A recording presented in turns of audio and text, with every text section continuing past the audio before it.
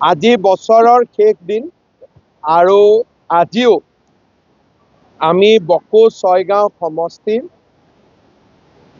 ৩৩,০০০ মহিলাৰ মাজত মহিলা উদ্যমিতা অভিযানৰ পুঁজি বিতৰণ কৰিলোঁ।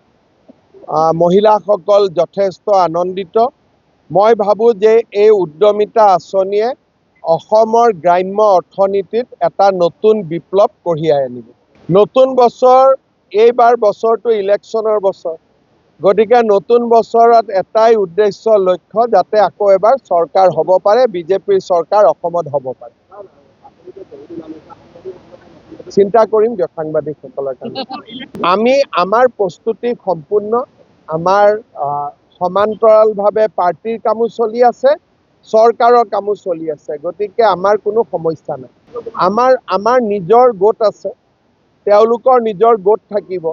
আমাৰ গোটত অলৰেডি কোন কোন আছে আপোনালোকে জানেই, আৰু আমি যিসকল আছোঁ আমি শক্তিশালী হৈ আছোঁ, আমাৰ মাজত একতাও আছে, গতিকে আমাৰ কোনো সমস্যা নাই। বকো ছয়গাঁৱত বিজেপিৰ চিম্বলতে পাৰ্টি থাকিব, খালি কোন উঠিব, ব্যক্তিজন কোন হ'ব আমি আলোচনা কৰিম। আজি বছৰৰ শেষ দিন আৰু আজিও আমি বকো ছয়গাঁও সমষ্টিৰ ৩৩,০০০ মহিলাৰ মাজত মহিলা উদ্যমিতা অভিযানৰ পুঁজি বিতৰণ কৰিলোঁ। মহিলাসকল যথেষ্ট আনন্দিত।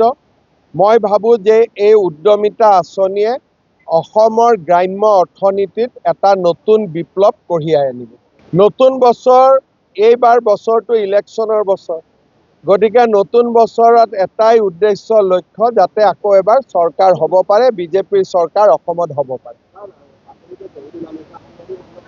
চিন্তা কৰিম দিয়ক সাংবাদিকসকলৰ কাৰণে। আমাৰ প্ৰস্তুতি সম্পূৰ্ণ, আমাৰ সমান্তৰালভাৱে পাৰ্টিৰ কামো চলি আছে, চৰকাৰৰ কামো চলি আছে, গতিকে আমাৰ কোনো সমস্যা নাই।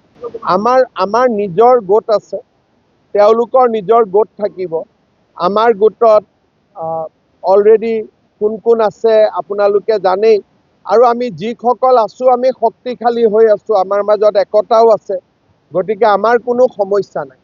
বকো ছয়গাঁৱত বিজেপিৰ চিম্বলতে পাৰ্টি থাকিব, খালি কোন উঠিব, ব্যক্তিজন কোন হ'ব আমি আলোচনা কৰিম। আজি বছৰৰ শেষ দিন আৰু আজিও আমি বকো ছয়গাঁও সমষ্টিৰ ৩৩,০০০ মহিলাৰ মাজত মহিলা উদ্যমিতা অভিযানৰ পুঁজি বিতৰণ কৰিলোঁ। মহিলাসকল যথেষ্ট আনন্দিত। মই ভাবোঁ যে এই উদ্যমিতা আঁচনিয়ে অসমৰ গ্ৰাম্য অৰ্থনীতিত এটা নতুন বিপ্লৱ কঢ়িয়াই আনিব। নতুন বছৰ, এইবাৰ বছৰটো ইলেকশ্যনৰ বছৰ, গতিকে নতুন বছৰত এটাই উদ্দেশ্য লক্ষ্য, যাতে আকৌ এবাৰ চৰকাৰ হ'ব পাৰে, বিজেপিৰ চৰকাৰ অসমত হ'ব পাৰে। চিন্তা কৰিম দিয়ক সাংবাদিকসকলৰ কাৰণে। আমাৰ প্ৰস্তুতি সম্পূৰ্ণ, আমাৰ সমান্তৰালভাৱে পাৰ্টিৰ কামো চলি আছে, চৰকাৰৰ কামো চলি আছে, গতিকে আমাৰ কোনো সমস্যা নাই। আমাৰ নিজৰ গোট আছে, তেওঁলোকৰ নিজৰ গোট থাকিব। আমাৰ গোটত অলৰেডি কোন কোন আছে আপোনালোকে জানেই, আৰু আমি যিসকল আছোঁ আমি শক্তিশালী হৈ আছোঁ, আমাৰ মাজত একতাও আছে, গতিকে আমাৰ কোনো সমস্যা নাই। বকো ছয়গাঁৱত বিজেপিৰ চিম্বলতে পাৰ্টি থাকিব, খালি কোন উঠিব, ব্যক্তিজন কোন হ'ব আমি আলোচনা কৰিম।